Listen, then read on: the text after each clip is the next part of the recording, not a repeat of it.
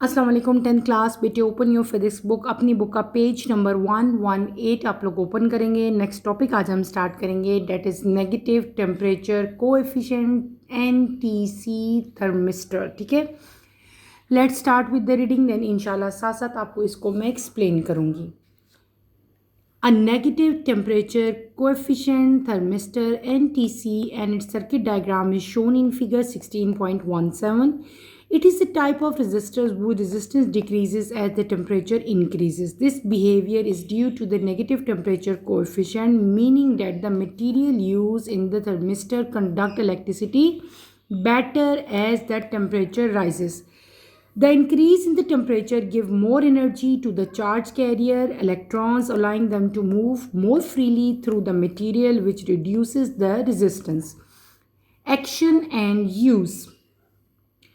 As the temperature increases, the resistance of NTC thermistor decreases. This makes it useful for applications where changes in temperature need to be detected. NTC thermistor are commonly used in temperature sensing circuits such as those found in electronic devices, for example, thermometer, temperature monitoring circuits, and temperature compensation in circuits. Applications. Number 1, temperature sensor in electronic devices. Number 2, overcurrent protection in power supplies where the thermistor can limit current based on temperature changes. अभी जो topic बेटे मैंने read out किया, that is negative temperature coefficient thermistor, that is also known as NTC। ठीक है, इसकी abbreviation form, short form में अब इसको कैसे लिखोगे, NTC। अच्छा बेटे, पहले नेगेटिव टेम्परेचर कोएफिशिएंट थर्मिस्टर को समझने से पहले ज़रूरी है कि आपको ये पता हो कि व्हाट इज़ थर्मिस्टर। ठीक है, इससे पहले भी आपने बहुत दफ़ा ये वर्ड सुना है कि थर्मिस्टर बेसिकली क्या होता है। थर्मिस्टर के बारे में पहले आपको पता होना चाहिए, देन हम नेगेटिव टेम्परेचर कोएफिशिएंट की तरफ चलेंगे। थर्मिस्टर क्या होता है? थर्मिस्टर जो है ये दो डिफरेंट टाइप के वर्ड से मिलके बनता है। ये वर्ड, एक चीज़ है थर्मल और एक चीज़ है रेजिस्टर। थर्मल प्लस रेजिस्टर, वो रेजिस्टर जिसकी रेजिस्टेंस जो है वो टेम्परेचर के साथ चेंज हो, यानी कि विद चेंज ऑफ टेम्परेचर, जैसे जैसे टेम्परेचर चेंज होता जाएगा रेजिस्टेंस चेंज होती जाएगी, तो ऐसे रेजिस्टर को हम लोग क्या कहते हैं, थर्मिस्टर कहते हैं। समझ आ गई थर्मिस्टर क्या होता है? थर्मिस्टर क्या चीज़ है बेटे? Thermistor is a resistor. ये वो रेजिस्टर होता है जिसकी रेजिस्टेंस जो है वो चेंज हो विद टेम्परेचर। अगर आपकी डेफिनेशन आती है तो आप इसको किस तरह से डिफाइन करोगे, मैं आप लोगों को लिखवा देती हूँ ताकि आपको कोई प्रॉब्लम ना हो। व्हाट इज़ थर्मिस्टर, तो आप क्या बताओगे, a resistor whose resistance changes with temperature is called thermistor. ठीक है, क्लियर हो गया। थर्मिस्टर जो हैं वो सेमीकंडक्टर्स मटेरियल्स के ज़्यादातर बने होते हैं, जैसे कि मेटल ऑक्साइड। ठीक है, और फिर आपकी बुक में जो जिक्र किया गया है, जो टॉपिक हमारा है, date is negative temperature coefficient thermistor. ठीक है, नेगेटिव टेम्परेचर कोएफिशिएंट थर्मिस्टर जो कैसे होते हैं, उनकी डायग्राम कैसी है, वो भी आपकी बुक पे बनी हुई है। This is the diagram of NTC। ठीक है, और ये एक ऐसा रेजिस्टेंस होता है जिसकी रेजिस्टेंस जो है वो क्या होगी, डिक्रीज होगी जैसे जैसे टेम्परेचर इंक्रीज होगा। अभी मैंने आपको बताया ना कि थर्मिस्टर क्या होता है, बता दिया ना।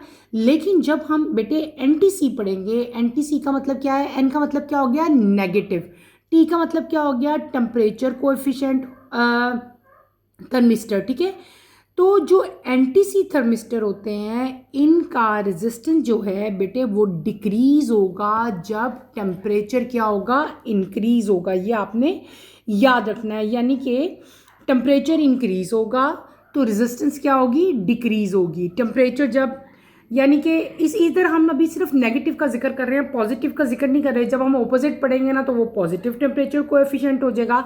लेकिन यहाँ पे हम क्या पढ़ रहे हैं, नेगेटिव टेम्परेचर कोएफिशिएंट, यानी कि ये वो रेजिस्टर्स होते हैं जिनका रेजिस्टेंस डिक्रीज होगा जैसे जैसे टेम्परेचर इंक्रीज होता जाएगा। और ये बिहेवियर क्यों होता है, this is due to negative temperature coefficient. मतलब ये कि यहाँ पे जो मटेरियल यूज़ होता है, थर्मिस्टर के अंदर जो मटेरियल लगा होता है वो इलेक्ट्रिसिटी कंडक्ट करता है better as the temperature rises. यानी कि वो मटेरियल जिसका थर्मिस्टर आपका बना होगा ना, वो मटेरियल तब ज़्यादा अच्छी इलेक्ट्रिसिटी बेटे कंडक्ट करेगा जब टेम्परेचर जो है वो क्या करेगा, राइज करेगा। जब टेम्परेचर इंक्रीज होगा इलेक्ट्रिसिटी वो कंडक्ट करेगा और रेजिस्टेंस क्या होती जाएगी, डिक्रीज होती जाएगी। ठीक है, समझ आ गई। और कॉमन आपकी बुक में यहाँ पे जिक्र नहीं है लेकिन मैं आपको बता देती हूँ जस्ट फॉर योर इन्फॉर्मेशन। ऐसे बेटे कॉमन सेमीकंडक्टर्स कौन से हैं जिनसे NTC थर्मिस्टर बनते हैं। कॉमन एग्जांपल इसकी है MnO2, सेकंड एग्जांपल है इसकी NiO और थर्ड एग्जांपल इसकी है CuO। तीन एग्जांपल्स मैंने आपको बता दी, MnO2, दूसरी कौन सी, निकल ऑक्साइड NiO, थर्ड मैंने आपको क्या बता दी एग्जाम्पल CuO। ये सेमीकंडक्टर्स मेटल ऑक्साइड्स हैं जो कि एक्ट करेंगे एज ए NTC थर्मिस्टर, यानी कि NTC थर्मिस्टर की मैंने आपको एग्जाम्पल जो हैं वो यहाँ पे बता दी हैं। ठीक है, उसके बाद क्या, अब बेसिकली यहाँ पे आप क्या याद करोगे कि जैसे जैसे बेटे टेम्परेचर इंक्रीज़ होगा ज़्यादा एनर्जी जो है वो चार्ज कैरियर्स को मिलेगी, और जब ज़्यादा एनर्जी इलेक्ट्रॉन्स को मिलती है तो वो क्या करते हैं, वो फ्रीली मूव करेंगे। जब वो फ्रीली मूव करेंगे तो क्या होगा, इलेक्ट्रिसिटी जो है वो कंडक्ट करेगा। ठीक है, यानी कि यहाँ पे फ्लो ऑफ इलेक्ट्रॉन्स होंगे। और जब बेटे इलेक्ट्रिसिटी थर्मिस्टर कंडक्ट करता है तो क्या होगा, रेजिस्टेंस जो है वो क्या हो जाएगा, रिड्यूस हो जाएगा। ये बात आपने याद रखनी है, रेजिस्टेंस रिड्यूस हो रहा है, इसका मतलब क्या हो रहा है, टेम्परेचर क्या हो रहा है, इंक्रीज हो रहा है। ठीक है, तो ये सारा फिनोमेना आप यहाँ पे याद करते हो। उसके बाद आता है आपका एक्शन एंड यूज। ठीक है, NTC का क्या एक्शन है, ये प्रोसेस कैसे हो रहा है, इसके यूजेस क्या हैं। तो प्रोसेस तो हमने यहाँ पे पहले ही पढ़ लिया, क्या कि जब टेम्परेचर इंक्रीज होगा रेजिस्टेंस जो NTC की है वो क्या होगी, डिक्रीज होगी। ठीक है, इसकी वजह से बहुत सारे इसकी एप्लीकेशंस हैं, इनको हम लोग बहुत सारे टेम्परेचर सेंसिंग सर्किट में यूज़ करते हैं, बहुत सारे इलेक्ट्रॉनिक डिवाइसेस में यूज़ करते हैं, टेम्परेचर मॉनिटरिंग सर्किट्स में हम यूज़ करते हैं। और कॉमन इनकी एप्लीकेशंस कौन कौन सी हैं, दो एप्लीकेशंस आपकी बुक में दी हुई हैं। एक कौन सी है, टेम्परेचर सेंसर इन इलेक्ट्रॉनिक डिवाइसेस। बहुत सारे इलेक्ट्रॉनिक डिवाइसेस ऐसे होते हैं जिनके अंदर बेटे टेम्परेचर सेंसर्स लगे होते हैं, और वो टेम्परेचर सेंसर जो हैं डैट इज़ ऑफ NTC। ठीक है, और इसके अलावा जो ओवर करंट प्रोटेक्शन के लिए बहुत सारे ऐसे इंस्ट्रूमेंट हैं जिनमें ओवर करंट प्रोटेक्शन के लिए मतलब डिवाइसेस लगे होते हैं, वो भी क्या होते हैं, दे आर आल्सो NTC। इसके अलावा भी बहुत सारे इनके यूजेस हैं। कॉमन एग्जांपल्स मैं आपको बता देती हूँ, यानी कि टेम्परेचर पहले मैंने आपको बताया कि टेम्परेचर सेंसर के तौर पे ये बहुत सारे इलेक्ट्रॉनिक डिवाइसेस में लगे होते हैं। कॉमन एग्जांपल उन इलेक्ट्रॉनिक डिवाइसेस की बेटे हमारे घरों में जो फ्रिज है, ACs हैं, वॉशिंग मशीन्स हैं, इसके अलावा कार इंजन्स के अंदर जो है ये टेम्परेचर सेंसर लगे होते हैं। दूसरा क्या है कि ये थर्मोस्टेट, यानी कि जो हम हीटर है या AC के जो थर्मोस्टेट ऑन एंड ऑफ होते हैं ना ऑटोमेटिकली, उनमें भी ये NTC थर्मिस्टर ही जो है वो इंस्टॉल होता है। इसके अलावा बहुत सारी बिल्डिंग्स में, घरों में बेटे फायर और स्मोक अलार्म्स यूज़ होते हैं, वो भी डिटेक्ट करते हैं सडन राइज इन टेम्परेचर को। ठीक है, उसके अलावा एक और यूज़ है इनका कि जब कभी हम अपने किसी भी डिवाइस को टर्न ऑन करते हैं ना, तो NTC जो है उसकी हाई R रेजिस्टेंस होती है, और वो क्या करता है, करंट को लिमिट कर देता है। यानी कि जैसे ही टेम्परेचर इंक्रीज होना शुरू हो जाएगा, रेजिस्टेंस जो है वो क्या होना शुरू हो जाएगी, डिक्रीज होना शुरू हो जाएगी। इसकी वजह से हमारे घर के बहुत सारे इक्विपमेंट जो हैं वो क्या हो जाते हैं, उनको वो जलने से महफूज हो जाते हैं। ठीक है, तो ये छोटा सा टॉपिक था, इस टॉपिक को आपने अच्छी तरह से स्टडी करना है। इसमें कोई प्रॉब्लम, कोई कन्फ्यूजन होती है तो feel free to ask any question. ठीक है, नेक्स्ट टॉपिक की तरफ मूव करते हैं। नेक्स्ट टॉपिक हमारा है लाइट डिपेंडेंट रेजिस्टर्स, यानी कि LDRs। आपने अक्सर ये नाम सुना होगा, LDRs का बहुत कॉमन है नाउ डेज। तो let's start with the reading, then इंशाल्लाह इसको भी साथ साथ आपको मैं एक्सप्लेन करूँगी। Light dependent resistor LDR. A circuit diagram of a light dependent resistors LDR is shown in figure 16.18. It is a type of resistors whose resistance decreases as the intensity of light increases. The more light that fall on the LDR, the more current flow through it as its resistance decreases. This occurs because the photoconductive material inside the LDR absorb light energy, which excite electron, allowing them to move more freely and thus reduces the resistance. Action and use. As light intensity increases, the resistance of LDR decreases, allowing more current to pass through. LDRs are widely used in light sensing circuit where changes in light intensity are monitored. They are commonly used in automatic lighting system, brightness sensor in cameras, and more applications where light level detection is needed. Applications: street light that automatically turns on when it gets dark, brightness sensor in cameras that adjusts exposure based on ambient levels. अभी जो topic बेटे मैंने read out किया that is light dependent resistors, जिसको हम लोग LDRs भी कहते हैं, for light, D for dependent and R for resistors. बेटे अभी जो टॉपिक मैंने रीड आउट किया that is light dependent resistor, जिसको हम लोग LDRs भी कहते हैं। What is LDR? इसकी डेफिनेशन आपकी बुक में नहीं लिखी हुई, मैं आपको लिखवा देती हूँ, लिख लो। LDR क्या होता है? A resistor whose resistance changes with light intensity. Light intensity क्या होती है? लाइट की शिद्दत, यानी कि लाइट कभी कम हो रही है कभी ज़्यादा हो रही है, उसको हम लोग क्या कहते हैं? लाइट इंटेंसिटी कहते हैं। तो वो रजिस्टर, मैं क्या यहाँ पे वर्ड बोल रही हूँ? रजिस्टर। वो रजिस्टर जिसका रेजिस्टेंस जो है वो लाइट की इंटेंसिटी के साथ साथ चेंज हो जाए, उसको हम लोग क्या कहते हैं? LDR कहते हैं। कैसे लिखोगे? दोबारा बता देती हूँ, डेफिनेशन राइट कर लो। A resistor whose resistance changes with light intensity is known as LDR, और इसका दूसरा नाम भी है that is known as photo register. इसको फोटो रजिस्टर भी कहते हैं। फोटो का मतलब लाइट होता है ना, तो इसलिए अक्सर जगहों पे आप फोटो रजिस्टर लिखा हुआ भी देखोगे। ठीक है।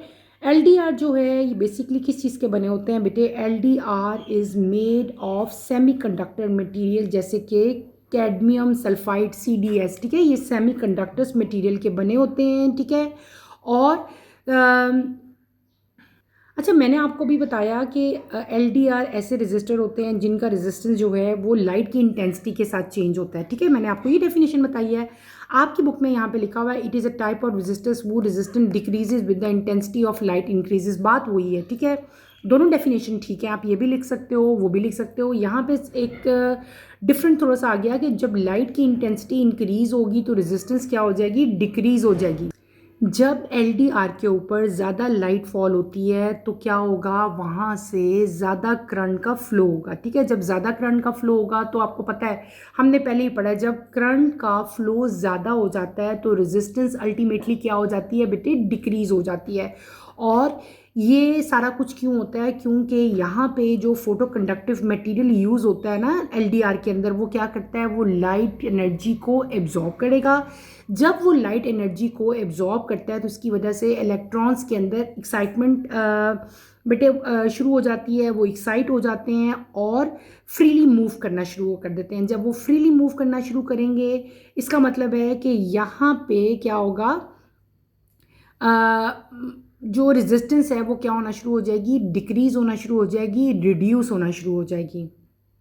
सिंपल फिनोमेना है यहाँ पे। देखो सिंपली हम क्या कह सकते हैं? देखो, लाइट ज़्यादा होगी, रेजिस्टेंस कम हो जाएगा। ठीक है, लाइट कम होगी, रेजिस्टेंस क्या हो जाएगा? ज़्यादा हो जाएगा। तो बेटे ये जो LDR होते हैं बेसिकली ये क्या करते हैं? They convert light energy into change in resistance. Is that clear? I hope कि आपको इसकी अच्छी तरह से समझ आ गई होगी। आपकी बुक में यहाँ पे इसकी डायग्राम भी दी हुई है। ठीक है, this is light dependent resistance है। ये इसमें डिफरेंट टाइप के इलेक्ट्रोड्स हैं, दो तरह के इलेक्ट्रोड होते हैं, पॉजिटिव और नेगेटिव, वो लगे हुए हैं। यहाँ पे कोल्ड वेल कंडक्ट है, ये सिरामिक है, और फोटो कंडक्टिव मटेरियल जो है वो टॉप पे लगा होता है। ठीक है, और ये वायरिंग टर्मिनल है जिसे हम लोग इसको दूसरे सर्किट के अंदर बेटे लगाते हैं। ठीक है, और ये इसके ऊपर सिंबल लगा होता है। जहाँ पे भी कभी आप लोग ये सिंबल देखो ना तो समझ जाओ कि this is LDR circuit symbol. उसके बाद आते हैं LDR के यूजेस। ठीक है, एक्शन तो मैंने आपको बता दिया। मैंने आपको बताया कि लाइट इंटेंसिटी इंक्रीज़ होती है तो रेजिस्टेंस जो है वो डिक्रीज़ हो जाता है। ठीक है, ये तो हमने ऑलरेडी पढ़ लिया। अब हम आते हैं बेटे कि LDR के यूजेस कहाँ हैं। LDR को वाइडली हम लाइट सेंसिंग सर्किट्स में जो है यूज़ करते हैं, यानी कि ऐसी जगहों पे यूज़ करते हैं जहाँ पे हमें ऐसे सर्किट्स की ज़रूरत हो जो कि लाइट के साथ ऑटोमेटिकली रिएक्ट करें। ठीक है ना, आप सिंपल कह सकते हो कि we use LDRs where we need circuit to react to light automatically. ठीक है, ऐसी सर्किट्स में जहाँ पे सर्किट जो हैं वो लाइट के साथ ऑटोमेटिकली रिएक्ट कर सके, उस तरह के सर्किट्स में हम क्या यूज़ करते हैं? LDRs यूज़ करते हैं। कॉमनली यूज़ होते हैं ये ऑटोमेटिक लाइटनिंग सिस्टम में, लाइटनिंग सेंसर जो कैमराज में यूज़ होते हैं वहाँ पे LDRs यूज़ होते हैं, ठीक है। कॉमन इनकी एग्जांपल्स क्या दी हुई हैं, सबसे जो मोस्ट कॉमन एग्जांपल LDRs की है वो क्या है, हमारी स्ट्रीट लाइट्स हैं, यानी कि ऑटोमेटिक स्ट्रीट लाइट्स जो हैं। जैसे ही आपने देखा होगा, जैसे ही अंधेरा होता है, रात होने लगती है ना, तो क्या होता है कि हमारी जो स्ट्रीट लाइट्स हैं, ये तो नहीं है किसी पर्सन की ड्यूटी तो नहीं है ना कि अगर मेरे घर के सामने स्ट्रीट लाइट लगी है तो मैं तो उसको ऑन नहीं करती, वो ऑटोमेटिक लाइट है, जैसे ही अंधेरा होता है वो खुद ब खुद ही ऑन हो जाती है, ठीक है।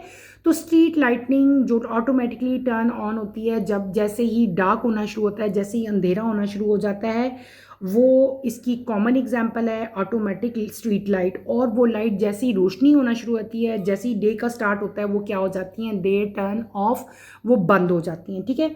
दूसरी कॉमन एग्जांपल इनकी क्या है, कैमरा लाइट मीटर्स, ठीक है। कैमरा के अंदर डिफरेंट टाइप के LDR जो हैं वो लगे होते हैं, जो कि ब्राइटनेस को बेटे मेजर करते हैं जब हम उसका यूज़ करते हैं, ठीक है ना। तो वो उस एक्सपोजर को, लाइट के जो ब्राइटनेस है उसको एडजस्ट कर लेते हैं, ठीक है। तो हम ये कह सकते हैं कि कैमरा के अंदर भी हमने LDRs का जो है वो यूज़ करते हैं हम लोग। तीसरा इसका मेन फंक्शन या यूज़ एप्लीकेशन आप लोग कह सकते हो, आपकी बुक में नहीं दी, मैं आपको बता रही हूँ, डैट इज़ अलार्म सिस्टम, ठीक है। लाइट बीम अगर ब्रोक हो जाए, इफ़ लाइट बीम ब्रोकन, तो रेजिस्टेंस जो है वो चेंज हो जाता है, और जब रेजिस्टेंस चेंज होता है तो अलार्म जो है वो रिंग करता है, ठीक है। तो बहुत सारी बिल्डिंग्स पे, बहुत सारे घरों में, बहुत सारे ऐसे सिस्टम्स हैं जहाँ पे हम लोगों ने अलार्म्स के अंदर भी LDRs का इस्तेमाल किया होता है, ठीक है। उसके बाद एक और इसकी बड़ी कॉमन एग्जांपल है, डेट इज़ नाइट लाइट्स, ठीक है। हमारे कमरों में अक्सर जो है वो नाइट लाइट्स लगी होती हैं, वही फिनोमेना है जो स्ट्रीट लाइट्स की बात हो रही थी ना, उसी तरह ही होते हैं।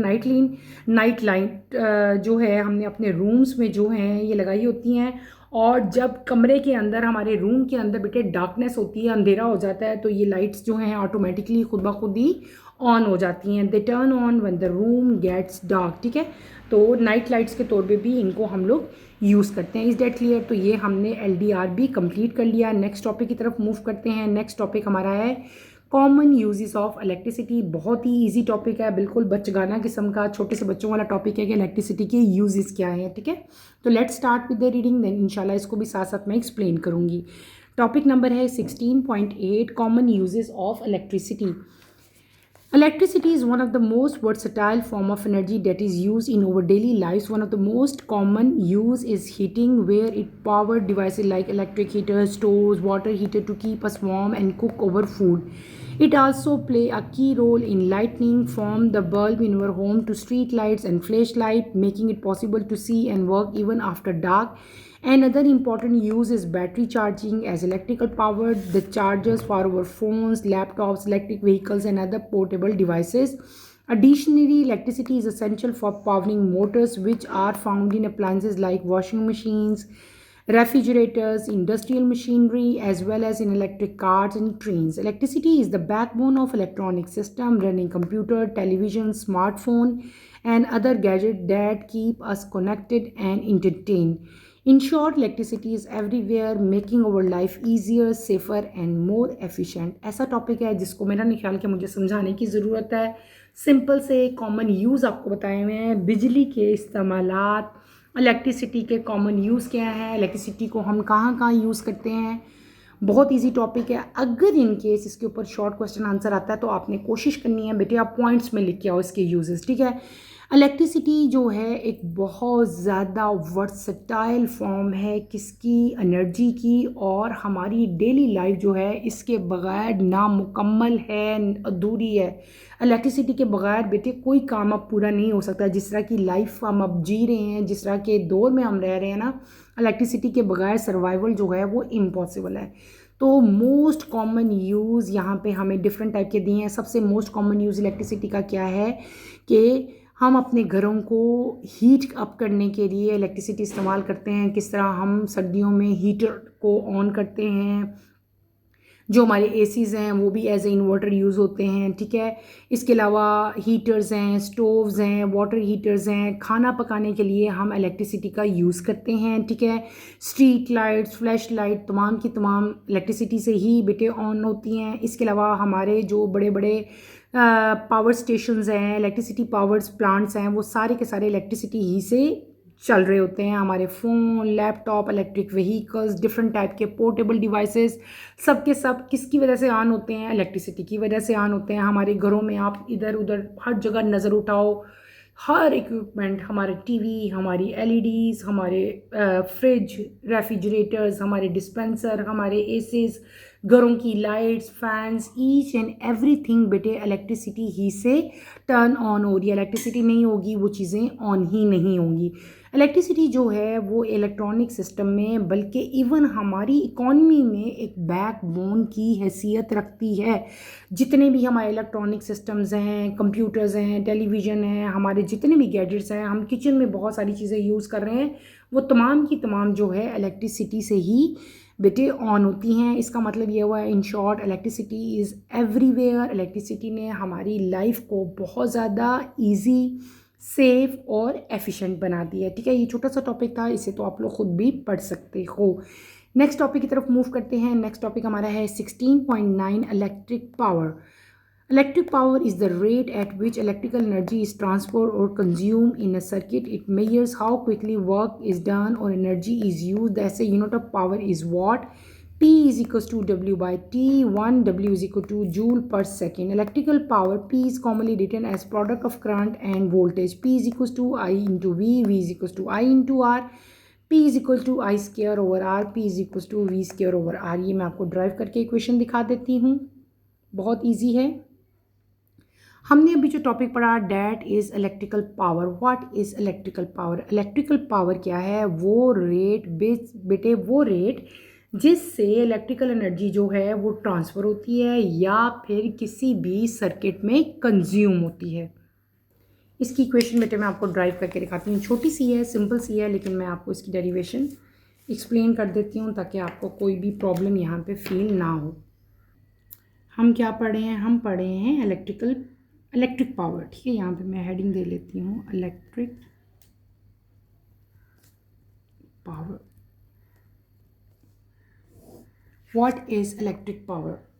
अभी मैंने बताया rate at which electrical energy is used और ट्रांसफ़र। वो रेट जिससे इलेक्ट्रिकल एनर्जी यूज़ हो या फिर ट्रांसफ़र हो, that is known as electric power. ठीक है, इसका यूनिट बेटे क्या है? इसका यूनिट है वॉट, और इसको लिखने के लिए जो सिंबल हम यूज़ करेंगे डैट इज़ पी। क्या करेंगे? P for power. ठीक है, पावर किसकी इक्वल होती है? It is equals to W by T. W क्या है हमारे पास? ये वर्क डन होता है। T क्या है हमारे पास? टाइम होता है। ठीक है, अब अगर हम यहाँ पे W का देखें तो 1W किसके इक्वल है? जूल पर सेकेंड के। किसके इक्वल है? जूल पर सेकेंड। ये W जो है ना, ये जो W मैंने यहाँ पे राइट किया, this is known as watt. इसको क्या कहते हैं? वॉट। वॉट क्या चीज़ है? पावर का यूनिट है। पावर का यूनिट किसके इक्वल है? वर्क का यूनिट क्या होता था?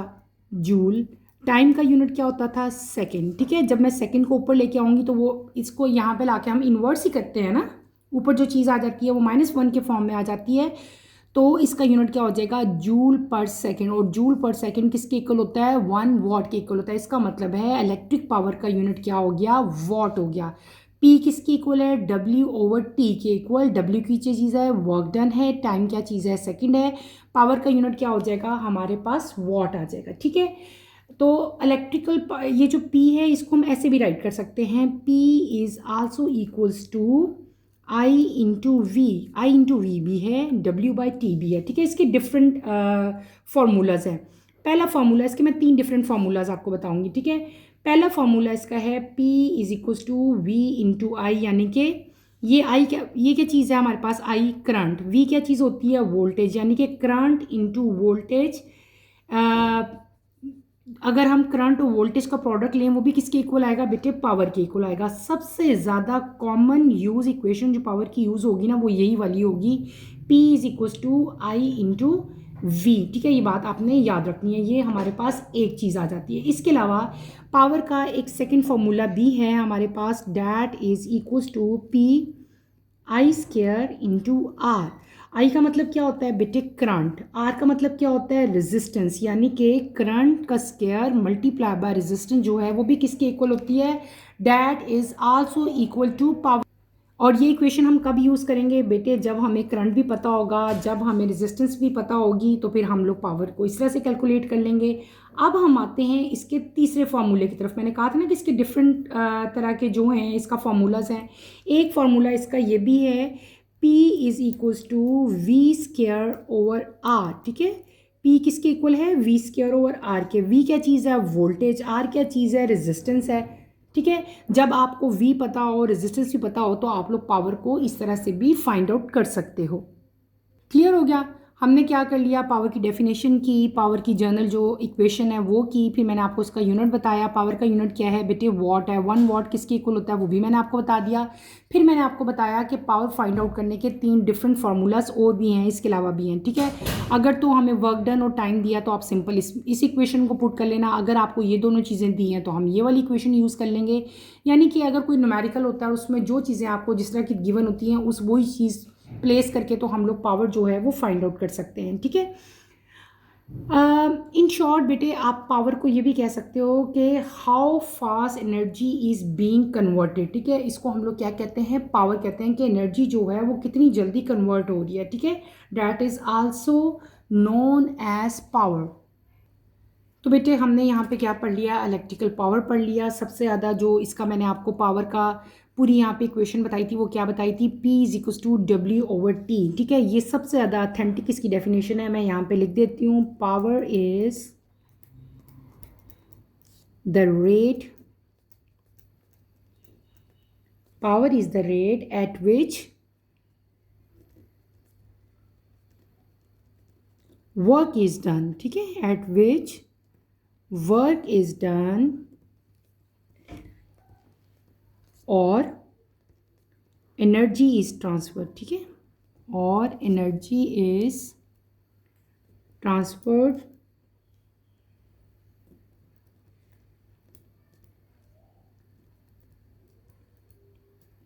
Over time. ये हमने टाइम भी लिया ना यहाँ पे, तो हम यहाँ पे क्या मेंशन कर देते हैं, ओवर टाइम। ठीक है, मेजर्ड इन वॉट्स।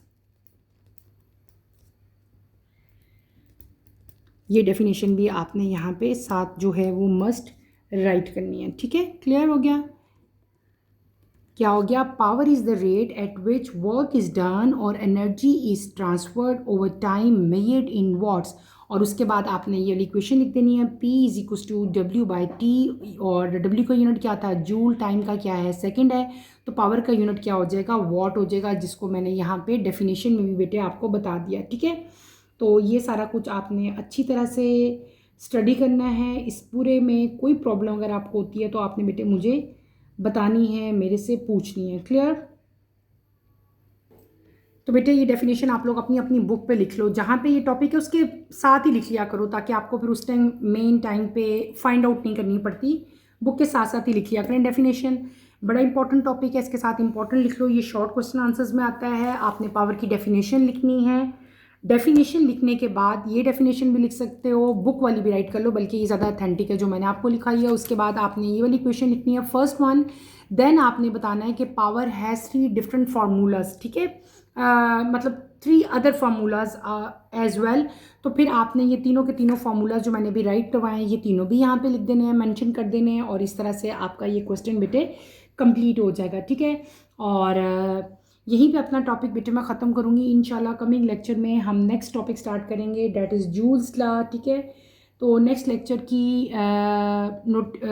की जो नोटिफिकेशन के लिए बेटे आप चैनल को शेयर करें, लाइक करें, सब्सक्राइब करें। और जितने भी टॉपिक्स मैंने आपको भी पढ़ाए हैं, हमने क्या पढ़ा, हमने टीसी पढ़ा, एनटीसी पढ़ा आज। ठीक है, इसके बाद हमने एलडीआर्स पढ़ा। तो ये जो दोनों टॉपिक्स हैं ना जो मैंने स्टार्ट में बिल्कुल आपको पढ़ाया था, इन दोनों टॉपिक्स के ऊपर आपका शॉर्ट नोट आता है, right a short note on followings. ठीक है, तो ये नोट्स की फॉर्म में, इसीलिए अक्सर मैंने आपने देखा होगा कि इस चैप्टर में जितने भी नोट्स आ रहे हैं मैं सबकी डेफिनेशंस आपको लिखवाती हूँ, ताकि अगर नोट आ जाए तो आप लोग ईजिली जो है उनके ऊपर नोट लिख सको, ठीक है। उसके बाद कॉमन यूज़ ऑफ इलेक्ट्रिसिटी हमने पढ़े। कभी कभार बहुत ज़्यादा इजी क्वेश्चन भी पेपर में आ जाते हैं, तो इन केस अगर यूजेस ऑफ इलेक्ट्रिसिटी आए तो आपने वहाँ पे पॉइंट्स में यूजेस लिख के आने हैं, पॉइंट्स में ज़्यादा नंबर आते हैं, ठीक है। और इन द एंड हमने क्या पढ़ लिया, इलेक्ट्रिक पावर पढ़ लिया, ठीक है। तो बेटे यहीं पे अपना टॉपिक मैं ख़त्म करूँगी। अच्छी तरह से इसको स्टडी करो, इसमें कोई प्रॉब्लम है, कोई कन्फ्यूजन है तो feel free to ask any question, ठीक है। और यहीं पे अपना टॉपिक बेटे मैं एंड करती हूँ। इंशाल्लाह कमिंग लेक्चर में आपसे दोबारा मुलाकात होती है। टिल देन अल्लाह हाफिज़। 10th क्लास अपना ख्याल रखिएगा। अल्लाह हाफिज़।